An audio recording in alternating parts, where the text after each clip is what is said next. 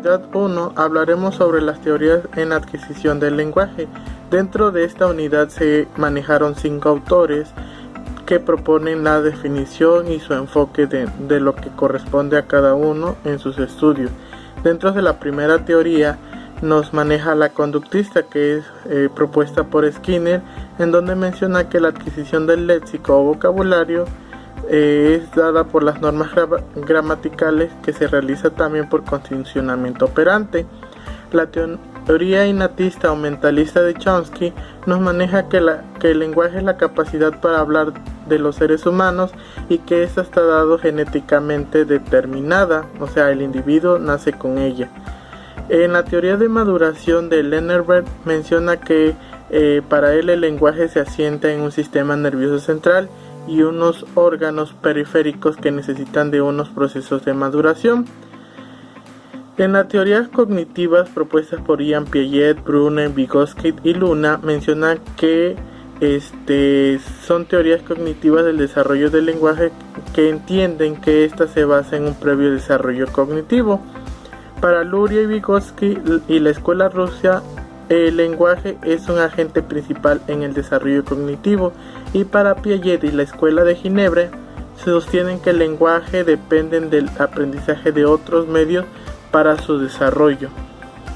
Las teorías sociológicas propuestas por Michael Holliday menciona que la adquisición del lenguaje pasamos de una visión eminentemente psicológica a una lingüística, o para ser más exactos, a una sociolingüística. Dentro de ello, el desarrollo del lenguaje se entiende que está basado en un previo desarrollo cognitivo. El lenguaje es ciertamente, pero no absolutamente necesario para el desarrollo conceptual de la persona.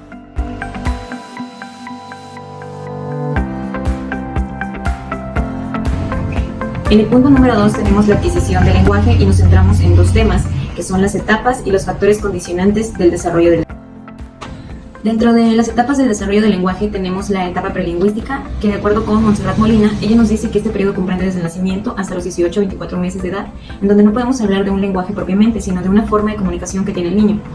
En estas etapas se consideran 4 subetapas, la cual está compuesta por el prebalbuceo, en donde el niño nos emite sus necesidades a través del llanto. Otra de las subetapas es el balbuceo, en donde el niño emite sonidos guturales como agú, agó y grititos producidos por su propia voz.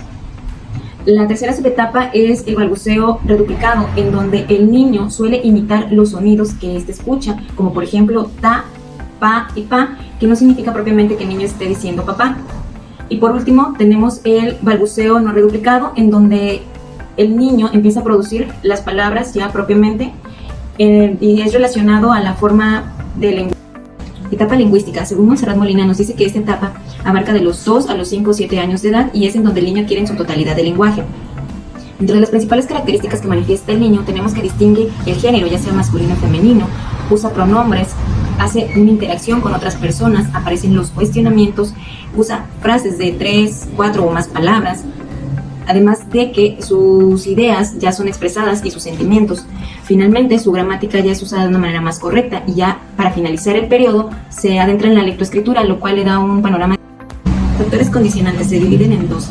Abarcan el desarrollo y funcionamiento adecuado de los órganos sensoriales y fonadores, además de centrarse en la maduración del niño, la cual debe ser respetada ya que no todos los niños la adquieren al mismo tiempo. El segundo factor es el social y este implica el nivel socioeconómico, la comunicación con los padres, el sexo. Este es considerado ya que en muchas ocasiones las niñas adquieren el habla antes que los niños. Y finalmente el plurilingüismo, en donde el niño utiliza 2 o más idiomas desde un inicio. En la adquisición del lenguaje tenemos 3 factores principales. Nuestro primer factor es el factor orgánico.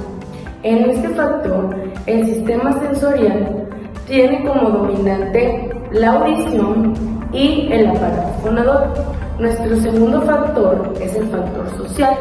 En el factor social intervienen todas aquellas personas que están dentro del entorno social en el que el niño se desenvuelve, siendo como principal vínculo la familia. Nuestro tercer factor es el factor cognitivo. En este del niño debe de tener la capacidad intelectual eficiente y una afectividad controlada. ¿Qué quiere decir esto? Que para adquirir el lenguaje, el niño debe de tener una revisión de lo que es su audición y su aparato fonador para saber que puede emitir correctamente los sonidos y que no hay nada que interponga que él pueda producirlos. Después vamos a entrar en el entorno social. Ya una vez el niño fue revisado, entonces tenemos que ver que las personas que estén a su alrededor o se encuentren a su alrededor le enseñen a producir correctamente los sonidos y le enseñen cuáles son las palabras correctas que él debe de pronunciar para que él pueda desarrollar un lenguaje correcto. Como tercer punto, entonces, dejamos a la cognición, que es cuando aquí el niño va a poder unir las dos primeras y entonces él va a tener la capacidad de poder producir sonidos siendo él en un principio un imitador. ¿Por qué? Porque va a emitir los sonidos que los demás producen y así él va a poder adquirir un correcto lenguaje.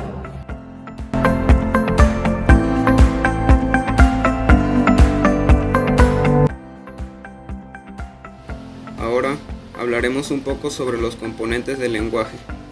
Se denomina componente a los elementos que forman parte del lenguaje. Gracias a estos elementos, las personas logran llevar a cabo la comunicación y expresar lo que piensan y sus necesidades. Empezamos con la fonología, la cual se encarga de estudiar los elementos fónicos, como lo son sonidos vocales y consonánticos de las lenguas. Su objetivo principal es analizar las características y el comportamiento de los sonidos. El siguiente componente es la semántica, la cual se encarga de estudiar el significado, sentido e interpretación de las palabras y las expresiones lingüísticas. Es el turno de la morfología, la cual estudia la estructura interna de las palabras para delimitar, definir o clasificar las variantes y la formación de nuevas palabras. Pasamos con la sintaxis o sintáctica, la cual se encarga de estudiar el ordenamiento y la combinación de las palabras, así como las funciones de estas en las oraciones. Ahora pasamos con el componente pragmático, el cual analiza la relación del sistema lingüístico con el contexto, es decir, el uso que se le da al lenguaje, en pocas palabras, la circunstancia de la comunicación. Para finalizar, cerramos con la metalingüística, la cual hace referencia al uso que se le da a la lengua para explicar la forma de cómo utilizar el lenguaje en contextos comunicativos. Esto será posible cuando los niños tomen conciencia del código lingüístico y puedan manipularlo. Gracias a estos componentes, nosotros podemos obtener el control del lenguaje y la comunicación. Podemos expresar lo que pensamos y lo que necesitamos. Esto se irá dando poco a poco, conforme al crecimiento de un individuo. La importancia del lenguaje. El lenguaje es de vital importancia dentro del desenvolvimiento del niño. Es donde éste va a ir adquiriendo normas, costumbres y valores correspondientes a su contexto social, con la finalidad de que éste pueda comunicarse con sus semejantes. Pero, ¿qué es el lenguaje? Bueno, de acuerdo con el lingüista Sapir, definimos al lenguaje como aquel método exclusivamente humano, no instintivo de comunicar ideas, emociones y deseos por medio de un sistema de símbolos producidos de manera deliberada. ¿Tienes 3 años? Sí.